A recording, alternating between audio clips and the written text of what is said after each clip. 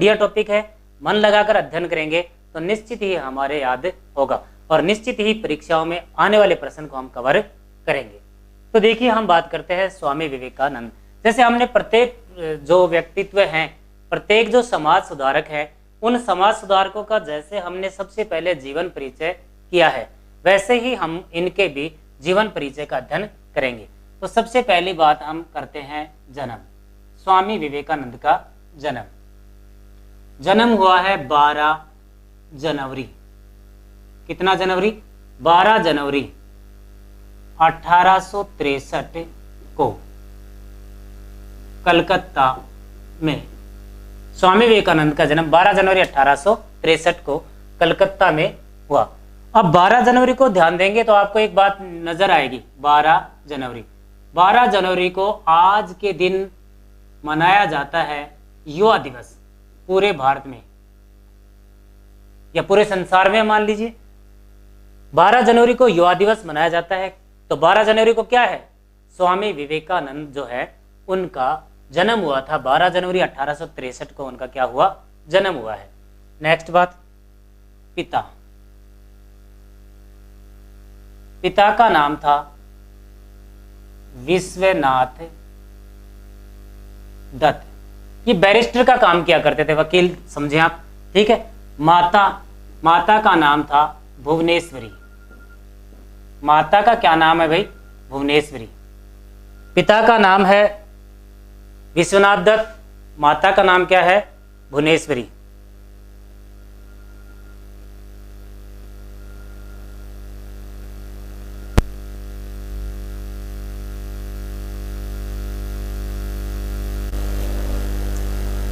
हाँ, तो हम पढ़ रहे थे पिता का नाम विश्वनाथ दत्त, माता का नाम भुवनेश्वरी, और हम बात करें गुरु का नाम।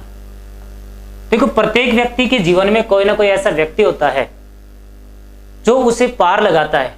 यानी कि हमारे पास आस पड़ोस में नकारात्मक व्यवहार है, नकारात्मक लोग हैं तो हम निश्चित नकारात्मक जाएंगे, और हमारे संपर्क में लोग सकारात्मक हैं तो हम भी सकारात्मक जाएंगे। तो कहीं ना कहीं व्यक्ति को जीवन में कोई ना कोई समस्या आती है, उस समय सपोर्ट करने वाला कोई ना कोई आदमी उसके जीवन में आता है।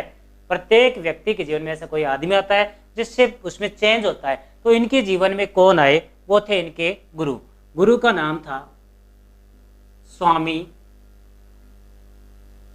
रामकृष्ण परमहंस। स्वामी रामकृष्ण परमहंस। स्वामी रामकृष्ण परमहंस का भी बचपन का और कुछ नाम है, ठीक है। यानी कि इनके स्वामी विवेकानंद के बचपन के नाम बात करें, ठीक है, इनके बचपन का नाम तो था नरेंद्र नाथ दत्त। ये स्वामी विवेकानंद के बचपन का नाम है। स्वामी रामकृष्ण परमहंस के बचपन का नाम की बात करें तो नाम था गदाधर चट्टोपाध्याय। जिस समय विवेकानंद की कॉलेज लाइफ थी, कॉलेज के जाने का समय था, उस समय विवेकानंद जब जाते थे तो रास्ते में स्वामी रामकृष्ण परमहंस की जो मंडली लगती थी, सभा या संगत, ऐसे संगीत की एक सभा होती थी, ठीक है, भजन होते थे, तो स्वामी विवेकानंद यहाँ जाके बैठ जाया करते थे। रामकृष्ण परमहंस को लगता था कि ये लड़का इस उम्र में, उसके चेहरे की तेज देखकर ही रामकृष्ण परमहंस समझ गए कि ये आदमी बहुत आगे तक जाएगा। तो रामकृष्ण परमहंस ने उन्हें अपना शिष्य बनाया। बहुत ही उनने विनती की तब अपना शिष्य बनाया। ये रामकृष्ण परमहंस है ना, इनकी हम बात करें तो ये कलकत्ता में एक मंदिर है। कहाँ भाई?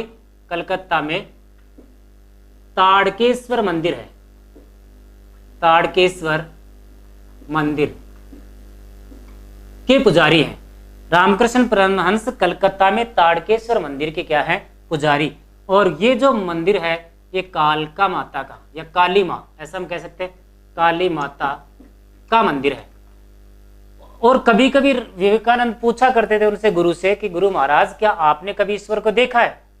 तो कहते थे हाँ, मैं तो रोज देखता हूं, जैसे आज आप और हम बात कर रहे हैं ऐसे मैं रोज बात करता हूं ईश्वर से। तो ये कोई बड़ी बात नहीं है, ठीक है। रामकृष्ण परमहंस की एक और विशेष बात थी, वो सभी महिलाएं जो थी उनको बहन ही मानते थे। शादीशुदा थे, सभी महिलाओं को बहन मानते थे, और मातृशक्ति का इन्होंने क्या किया था, मतलब माता मानते थे सभी महिलाओं को, और मातृशक्ति की पूजा पाठ की। ठीक है, इनको लगा कि स्वामी विवेकानंद बहुत आगे तक जा सकते हैं, तो स्वामी विवेकानंद को इन्होंने मतलब ज्ञान दिया या इन्होंने अपना एक शिष्य बना लिया। तो देखिए क्या हुआ कि स्वामी विवेकानंद जैसे जैसे आगे बढ़ते गए तो उनके विचारों में परिवर्तन होते चले गए। अब उनकी क्या क्या विचार हैं, देखिए स्वामी विवेकानंद का प्रथम विचार की बात करें, इनका मानना था, पहला मानना था नर सेवा ही, नारायण सेवा है, नर सेवा ही क्या है, नारायण सेवा। इनका मानना था कि नारायण यानी भगवान, आप अगर भगवान की पूजा पाठ करना चाहते हो, भगवान की सेवा करना चाहते हो, तो आप मानव की सेवा करो। दरिद्र नारायण, दरिद्र जो मानव है उसकी सेवा करो। जैसे हम मंदिर में जाते हैं, दूध चढ़ाते हैं, ये सब करते हैं तो करें, लेकिन वहां जो गरीब लोग हैं उनकी भी सहायता करें। इस प्रकार से नेक्स्ट हम बात करें तो इनके विचार और क्या थे समाज के क्षेत्र में और इन धार्मिक क्षेत्र में। धार्मिक क्षेत्र में सबसे बड़ी बात यह है कि स्वामी विवेकानंद मूर्ति पूजा के समर्थक थे।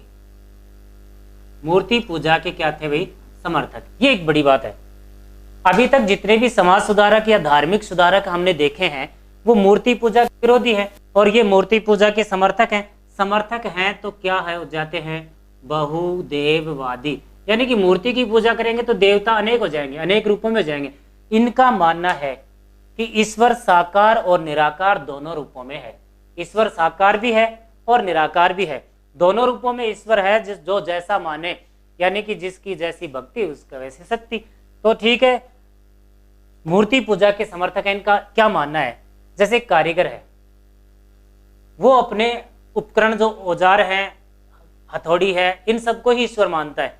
जैसे एक टीचर है, मान लीजिए उसके लिए मार्कर है, ये ईश्वर से कम नहीं है, लेकिन इसकी मूर्ति भी है, वे आकार में है, तो मूर्ति पूजा।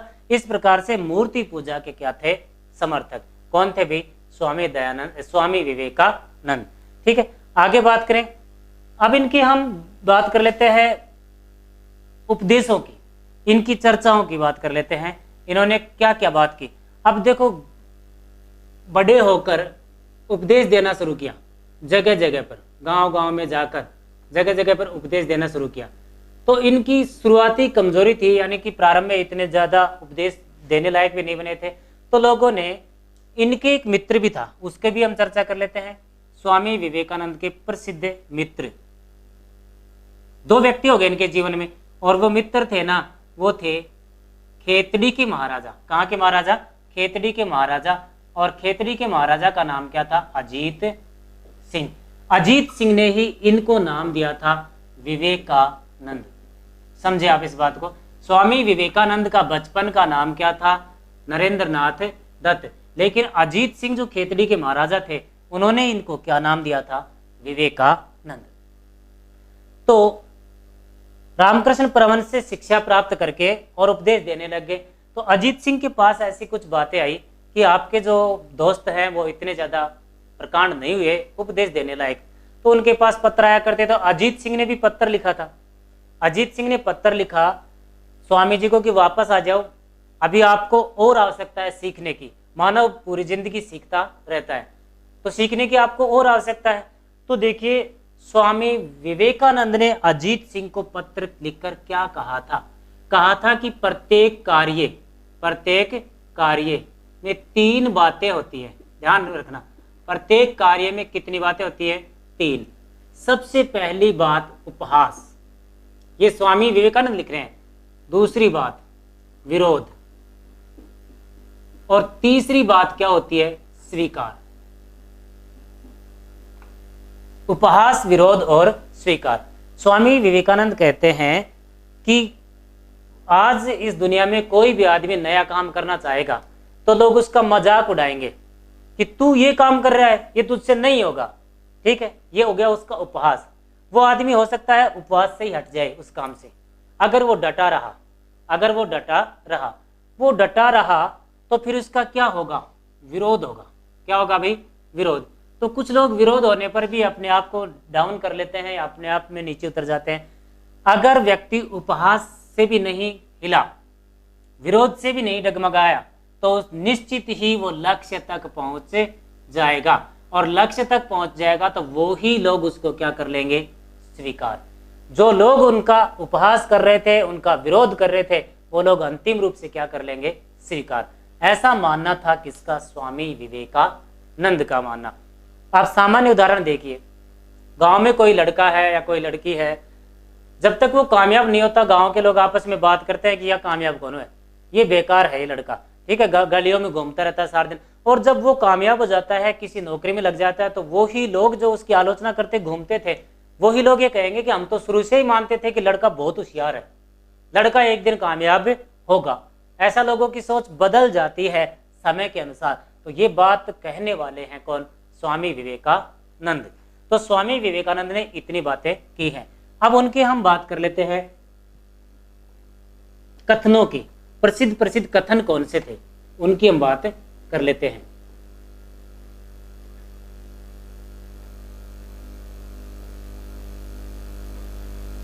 देखिए प्रसिद्ध कथन कौन कौन से हैं, आप सब जानते हो। जो तैयारी करते हैं ना, वे लोग निश्चित ही स्वामी विवेकानंद के बारे में कुछ ना कुछ जानते हैं। कथन पहला, सबसे पहला और प्रसिद्ध कथन है, उठो जागो और तब तक मत रुको। उठो जागो और तब तक मत रुको। आगे का कथन आप जानते हैं पूरा, जब तक कि लक्ष्य प्राप्त ना हो जाए। उठो जागो और तब तक मत रुको जब तक कि लक्ष्य प्राप्त ना हो जाए। ठीक है, ये बात होगी। अब देखिए क्या हुआ, दूसरा कथन, इनका दूसरा कथन है, कमजोरी पाप है। कमजोरी क्या है, पाप। यानी कि हम ऐसा मानते हैं कि हमारे अंदर कमजोरी है। रात को हम पुस्तक लेकर अध्ययन करना शुरू करते हैं, खाना खाते हैं, 20 मिनट में ही पलक झपकना शुरू हो जाती है, 20 मिनट में ही नींद आना शुरू हो जाती है। फिर हमको लगता है कि पता नहीं कैसे आ रही है नींद। इसका मतलब हम कमजोर हैं। इसका मतलब नींद जो है वो हमसे प्रभावी है। किसी संत ने कहा था कि निंद्रा बेच दूं कोई ले तो, यानी कि मेरी जो नींद है मैं उसको बेच दूं कोई ले तो, पर कोई लेने वाला नहीं है। वो नींद को दूर करने का प्रयास कर रहे हैं और हम सोए जा रहे हैं। यहाँ वही बात है, स्वामी जी कहते हैं कमजोरी क्या है, पाप है। कमजोरी और कुछ भी नहीं है। अपने आप को सक्षम माने, मजबूती से डटे रहें तो कोई हमें रोकने वाला नहीं है। इस प्रकार की इनकी सोच थी। अब इनके जो मुख्य कार्य होता है वो कार्य क्या होता है, प्रसिद्ध कथनों के बाद इन्होंने विश्व धर्म सम्मेलन में हिस्सा लिया। विश्व धर्म सम्मेलन में भाग लिया। देखो विश्व धर्म सम्मेलन में भाग लिया, कहां हो रहा था ये, शिकागो में, न्यूयॉर्क, अमेरिका के न्यूयॉर्क शहर शिकागो है ना, वहां विश्व धर्म सम्मेलन चल रहा था, उसमें भाग लिया। कब चल रहा था, 11 सितंबर 1893 को भारत के प्रतिनिधि के तौर पर गए और खेतड़ी के महाराजा अजीत सिंह ने इनको भेजा था कि जा, क्या सीखा है, आपके प्रखंड, आपके तेज के सामने कोई टिक नहीं पाएगा। ऐसा तो 11 सितंबर 1893 को वहां पहुंचे। लेकिन वहां पर आप सोच सकते हो उस समय भारत के स्थिति क्या थी, उस समय भारत के बारे में लोगों की सोच क्या थी। उस समय भारत के बारे में लोगों की सोच थी कि वो एक सांप सपेरे वालों का देश है। सब कानबेलिया लोग वहां पर बीन बजाते हुए घूमते रहते हैं। ठीक है, ऐसे मतलब भारत के बारे में लोगों के विचार बिल्कुल ही बेकार थे उस समय। अब स्वामी जी को पीछे पीछे बिठा दिया गया, नंबर ही नहीं आ रहा बहुत देर तक। बहुत बाद में जब नंबर आया तो उनको कहा कि आप शून्य पर भाषण दो। तो स्वामी जी ने भाषण की शुरुआत की। भाषण की शुरुआत देखो कहां से की, प्यारे भाइयों और बहनों। इस शब्द को सुनकर लोगों में आत्मीयता आई कि अभी तक किसी ने ऐसे शब्द नहीं कहे, यह आदमी कह रहा है और अपने देश का भी नहीं है। तो जब इन्होंने भाषण शुरू किया तो लोग उठकर चले गए। जैसे गांव में एक मंडली होती है, गांव में कोई डांस वांस करने वाले आते हैं, ठीक है, महिला पुरुष। उस समय क्या होता है कि जैसे डांस आ रहा है तो लोग स्टेज के पास होते हैं। जब कहते हैं कि भाई अब सरपंच जी आएंगे और उनका स्वागत किया जाएगा, तो सरपंच जी भाषण दे रहे हैं, इतनी देर गांव के लोग उठ उठ के दूर चले जाते हैं।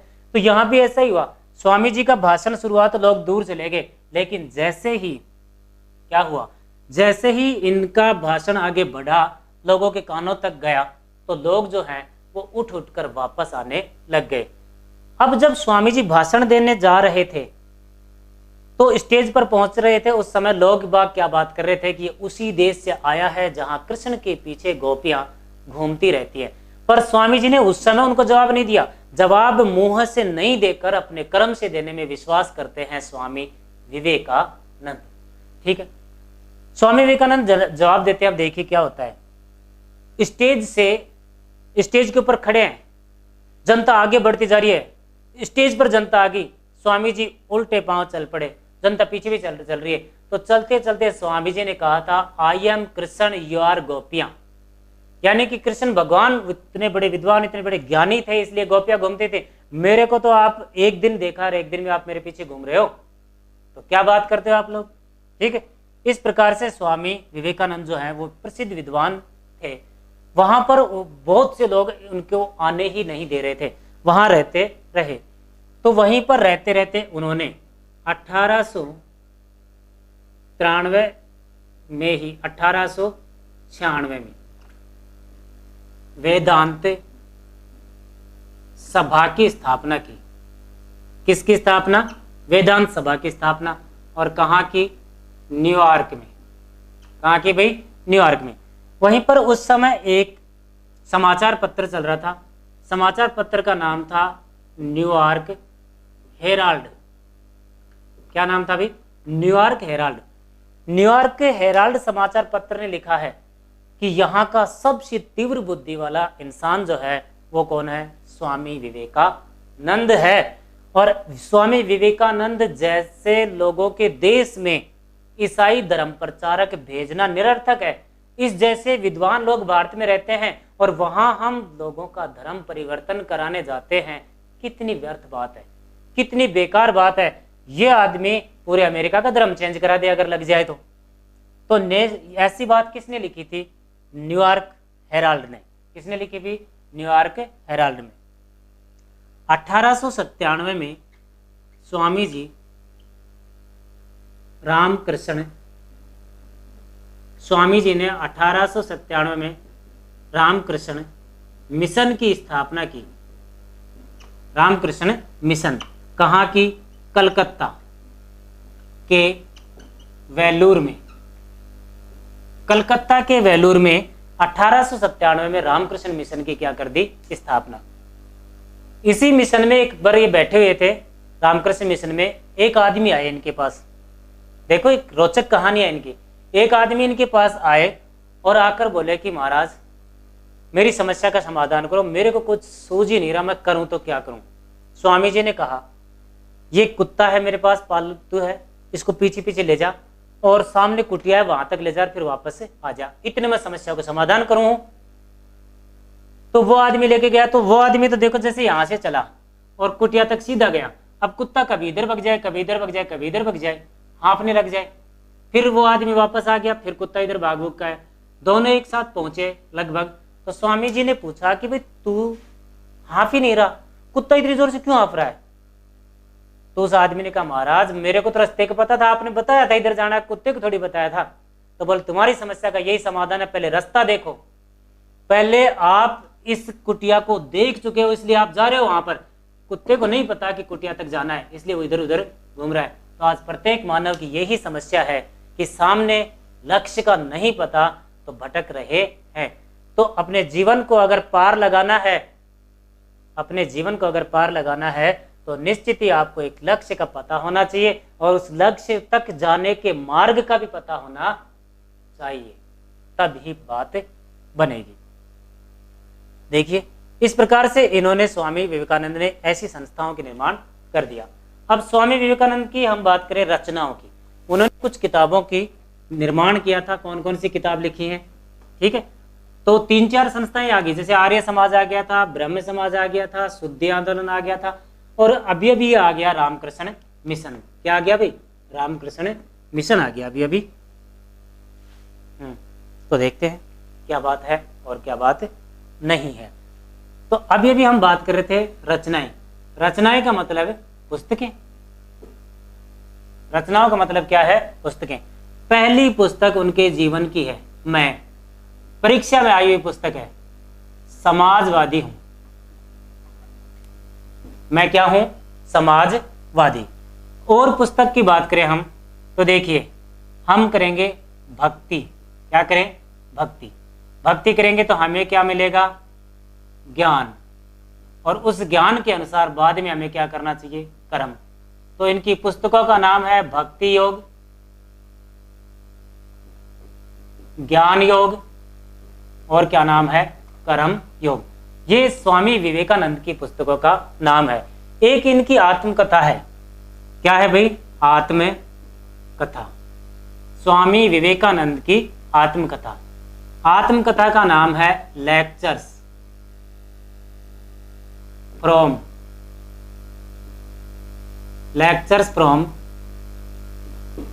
Colombo to Almora. Lectures from Colombo to Almora, ये इनकी आत्मकथा का नाम है। ठीक है। उसके अलावा हम बात करें, इनके कुछ पत्र भी हैं। ये तो हैं पुस्तकें, ये सभी तो क्या है भाई? पुस्तकें। ठीक है। और ये हैं पत्र। पत्र की हम बात करें तो पहला समाचार पत्र इनका था, ध्यान देंगे, प्रभुत्व भारत। कौन सा था भाई? प्रभुत्व भारत। कौन सी भाषा में? अंग्रेजी भाषा में।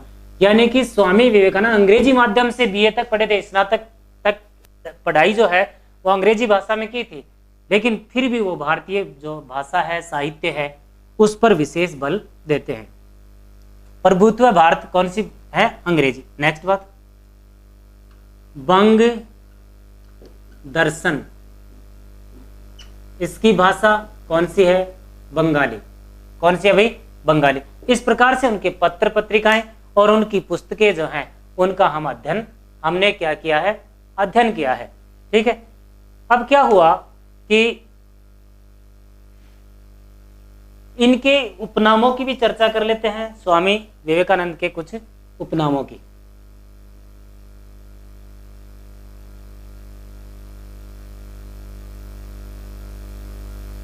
इनके बारे में किसी ने कोई ना कोई व्यक्तियों ने कुछ कहा है। इनको कहा जाता है, स्वामी विवेकानंद को, तूफानी हिंदू, वीर सन्यासी। ये दोनों शब्द, तूफानी हिंदू यानी कि तूफान की तरह, जिस हिंदू को, जैसे वो शिकागो का विश्व धर्म सम्मेलन चल रहा था, उस विश्व धर्म सम्मेलन में लोगों की सोच तो कुछ और ही थी। लोग कुछ और ही सोच रहे थे कि भारत का प्रतिनिधि है, ये क्या कहेगा, क्या बोलेगा, क्या इसके विचार होंगे। लेकिन उनके विचार इतने प्रसिद्ध थे कि न्यूयॉर्क वासियों ने उनको गले से लगाया, उनके शिष्य बन गए, उनको आने ही नहीं दिया था। तब वहीं पर उन्होंने वेदांत सोसाइटी, वेदांत सभा की स्थापना कर दी थी। तो इनको वहीं के लोगों ने तूफानी हिंदू और वीर सन्यासी, तो वहीं के लोगों ने हम कहेंगे, हम सीधा लिखते हैं न्यूयॉर्क में। ये नाम कहां से मिला है? न्यूयॉर्क से, तूफानी हिंदू या वीर सन्यासी। नेक्स्ट बात, भारत के आध्यात्मिक पिता। इस बात को समझें, भारत के आध्यात्मिक पिता। देखो, आधुनिक भारत के पिता राजा राम मोहन राय, आधुनिक राष्ट्रवाद के पिता राजा राम मोहन राय, नव जागरण के जनक राजा राम मोहन राय। लेकिन भारत के पिता के बीच में यहां एक शब्द लगा है। क्या नाम है शब्द का? आध्यात्मिक। आध्यात्मिक का मतलब धर्म, धर्म ईश्वर से जोड़ने वाले। भारत के आध्यात्मिक पिता कौन थे, इस बात की भी हम चर्चा कर लें। तो भारत के आध्यात्मिक पिता थे स्वामी विवेकानंद, और ये शब्द कहने वाले व्यक्ति जो हैं उनका नाम है सुभाष चंद्र बोस। सुभाष चंद्र बोस ने, देखो क्या, कई लोगों को उपनाम दिया था, जैसे आप समझेंगे। सुभाष चंद्र बोस ने ही महात्मा गांधी को राष्ट्रपिता कहा था। यहां आध्यात्मिक पिता है और महात्मा गांधी क्या है? राष्ट्रपिता। सुभाष चंद्र बोस ने ही, कल परसों की क्लास में हम पढ़ रहे थे, राजा राम मोहन राय को युगदूत की संज्ञा दी थी, इस युग को बदलने वाले। तो ऐसे ही सुभाष चंद्र बोस कह रहे हैं आध्यात्मिक पिता। नेक्स्ट, सृजन की प्रतिमा, ये कह रहे हैं कौन? रविंद्रनाथ टैगोर। कौन कह रहे हैं भाई? रविंद्रनाथ टैगोर। रविंद्रनाथ टैगोर का उपनाम है गुरुवर। इनको गुरुवर कहा गया, गुरुवर की संज्ञा दी गई है। भारतीय स्वतंत्रता संग्राम के दौरान गुरुवर के उपनाम से यही जाने जाते हैं। कोई दादा या ओल्ड मैन के नाम से जाने जाता है, दादा भाई नौरोजी, कोई किसी नाम से, सबके कुछ ना कुछ उपनाम लोगों के मिलते हैं। जैसे कोई लोकमान्य है, बाल गंगाधर तिलक है ना, इस प्रकार से। तो सृजन की प्रतिमा कहा गया है। यानी कि देखें, प्रतिमा क्या होता है? प्रतिमा खुद एक सर्जन है। प्रतिमा खुद एक क्या है? मूर्ति। खुद एक क्या है भाई? मूर्ति। लेकिन रविंद्रनाथ टैगोर कहते हैं कि ऐसी मूर्ति जो लोगों का सर्जन करती है, सर्जन का मतलब निर्माण, एक ऐसी मूर्ति जो इन पूरे संसार का निर्माण कर रही है, वो मूर्ति। तो सर्जन की प्रतिमा किसने कहा है? रविंद्रनाथ टैगोर ने। रविंद्रनाथ टैगोर ने इनके बारे में एक और बात कही थी, बहुत ही प्रसिद्ध। अगर भारत को जानना है, अगर भारत को जानना है तो विवेकानंद को पढ़े। स्वामी रविंद्रनाथ टैगोर कहते हैं कि अगर किसी को भी भारत को जानना है कि भारत क्या है, तो विवेकानंद को पढ़े। अगर विवेकानंद को पढ़ लिए तो उनको पता लग जाएगा कि भारत क्या है। और ऐसा कहने वाले कौन है? रविंद्रनाथ टैगोर। कौन है भाई ऐसा कहने वाले? रविंद्रनाथ टैगोर। ये तो है इनके उपनाम। क्या है इनके उपनाम? अब बात करें इनके दर्शन का। स्वामी जी भी कोई ना कोई तो दर्शन लेकर चल रहे हैं। जैसे हम बात करें ना गांधीवाद, है ना, महात्मा गांधी का उनकी मृत्यु के बाद ऑटोमेटिक ही बन गया गांधीवाद। ऐसे ही इनका दर्शन क्या था? तो इनका दर्शन जो है वो है वेदांत दर्शन। वेदांत दर्शन यानी कि इनके उपदेशों में, इनकी शिक्षाओं में, इनकी सभा में, इनकी संस्थाओं में वेदों पर बल दिया गया था। जैसे वेदों पर सर्वाधिक बल तो स्वामी दयानंद सरस्वती देते हैं, पर ये भी वेदों पर बल दे रहे हैं। तो इनके दर्शन का नाम है वेदांत दर्शन। क्या नाम है भाई? वेदांत दर्शन। एक बात और बात करें हम, इनका जो भाषण था, उस भाषण का सार क्या था? जिस प्रकार सभी नदियां सागर में मिलती हैं, जिस प्रकार सभी नदियां किस में मिलती हैं? सागर में मिलती हैं, उसी प्रकार सभी जो मानव हैं उनकी एक ही विचारधारा है। मार्ग वार्ग सब अलग अलग हो सकते हैं, लेकिन उनका जो है अंतिम लक्ष्य एक ही है। ठीक है, इस प्रकार से स्वामी विवेकानंद। और पढ़ेंगे हम स्वामी विवेकानंद को, भाई क्या हुआ और क्या नहीं।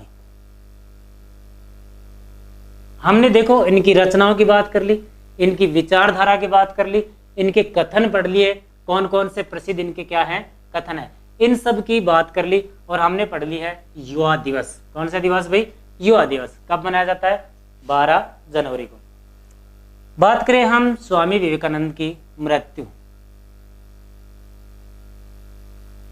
मृत्यु की बात करें तो स्वामी विवेकानंद की मृत्यु 4 जुलाई 1902 को, 4 जुलाई 1902 को वेलूर मठ में हुई थी। कौन सा मठ है? वेलूर मठ। कहाँ है? कलकत्ता। कहाँ है भाई? कलकत्ता। इस वेलूर मठ में इनकी क्या हो गई थी? मृत्यु। अब देखो कैसे हुई उसकी भी अलग बातें हैं। कहते हैं कि भाई शाम का समय था, सारे शिष्य लोग बैठे हुए थे, स्वामी जी आए, भाषण वाषण देकर घूम फिर कर अपना प्रचार करके जब वापस आ रहे थे, वापस आए और आकर अपने सभी शिष्यों से बात की कि देखो भाई मेरे को कोई भी डिस्टर्ब ना करे, मैं अंदर बैठकर साधना कर रहा हूँ। ठीक है, अंदर बैठकर साधना कर रहा हूँ। तो स्वामी जी अंदर गए वेलूर मठ में और वहां बैठकर तप करने लगे और वहीं पर रात को उनकी मृत्यु हुई। कैसे हुई इस बात का कोई भी उल्लेख नहीं मिलता कि उनकी मृत्यु कैसे हुई है, पर उनकी मृत्यु कब और कहाँ हुई इस प्रश्न का हमारे पास उत्तर है। उनकी मृत्यु हुई थी 4 जुलाई 1902 को वेलूर मठ में। इस समय स्वामी जी की उम्र थी मात्र 39 वर्ष। मात्र कितने वर्ष? 39 वर्ष। सोचो आप। इसीलिए इनके जन्म को युवा दिवस के रूप में मनाया जाता है। यानी कि अगर ऐसे संत अगर लंबे समय तक जीते तो भारत को कहां पहुंचा के जा सकते थे। यानी कि इन्होंने, देखो अलग अलग बातें हैं, हिंदुत्व, सैनिक हिंदुत्ववादी स्वामी दयानंद सरस्वती, हिंदुत्व की विचारधारा को पूरे भारत में फैलाने वाले स्वामी दयानंद सरस्वती। किंतु हिंदुत्व को पूरे संसार में फैलाने वाले कौन है? स्वामी विवेकानंद। स्वामी कौन है भाई? विवेकानंद। अब इनकी मृत्यु के बाद हमारे पास संस्था तो चली ही रही ना। संस्था का नाम क्या था? रामकृष्ण मिशन। जैसे हमने बात की राजा राम मोहन राय की मृत्यु हो गई थी तो ब्रह्म समाज तो चला ही ना। स्वामी दयानंद सरस्वती की मृत्यु हो गई थी तो आर्य समाज तो चल ही रहा था। ऐसे ही स्वामी विवेकानंद की मृत्यु के बाद में आर्य समाज का क्या हुआ, उनकी हम बात करें तो इनके एक सहयोगी थे, महिला सहयोगी। स्वामी जी की महिला सहयोगी थी एक, उनका नाम था सिस्टर निवेदिता। सिस्टर क्या था भाई? निवेदिता। सिस्टर निवेदिता ने रामकृष्ण मिशन का संचालन शुरू किया है। ठीक है, सिस्टर निवेदिता जो उनके थे, जो मूल रूप से हम बात करें, सिस्टर निवेदिता जो है वो आयरलैंड की निवासी थी। कहाँ की निवासी? आयरलैंड की। जैसे हम बात करें आयरलैंड का भारत में बहुत बड़ा योगदान रहा है। जैसे एनी बिसेंट भी आयरलैंड की निवासी थी। एनी बिसेंट के बारे में भी कहा जाता है कि उसे भारतीय धर्म, भारतीय भाषा, भारतीय साहित्य का पूरा नॉलेज था। वो यहाँ कभी नहीं, मतलब बहुत बाद में आई थी। पहले अपने देश में उनको इस चीज़ों का मतलब नॉलेज था, तो आपस में पति पत्नी में झगड़ा भी होता था इस बात का, और तलाक लेके ही वो भारत में पहुंची थी। क्योंकि वो पति जो थे वो ईसाई मत को मानने वाले थे, और एनी बिसेंट में भी जो थी ईसाई मत को ही मानती थी, लेकिन किंतु उसे भारतीय साहित्य का ज़्यादा नॉलेज था। भारत में आई और भारतीय गरीब या भारतीय स्वतंत्रता आंदोलन में वो सक्रिय सहयोग दिया था। ऐसे ही आयरलैंड की निवासी कौन है? सिस्टर निवेदिता, जो स्वामी विवेकानंद की शिष्या थी। उसने रामकृष्ण मिशन का क्या कर दिया? संचालन। इस सिस्टर निवेदिता का मूल नाम, ये नाम सिस्टर निवेदिता जो नाम है ना, ये नाम तो दिया है स्वामी विवेकानंद ने, जबकि स्वामी विवेकानंद को नाम दिया था किसने? खेतड़ी के महाराजा अजीत सिंह ने। इन सिस्टर निवेदिता जो हैं, इनका मूल नाम जो था वो था मार्गरेट अल्वा। क्या नाम था भाई? Margaret Noble. इनका मूल नाम मार्गरेट नोबल था। क्या नाम है? Margaret Noble. अब हम एक बार रिपीट में लेते हैं, तुरंत ही शॉर्ट में, यानी कि हमने 5-6 बार बोर्ड को मिटाया है, 5-6 बार लिखा है। अब हम ऐसा करते हैं कि एक बार में ही सब चीजों को ले लेते हैं शॉर्ट में। आपको भी ऐसा ही काम करना है। विस्तृत अध्ययन आप करते रहते हो, विस्तृत अध्ययन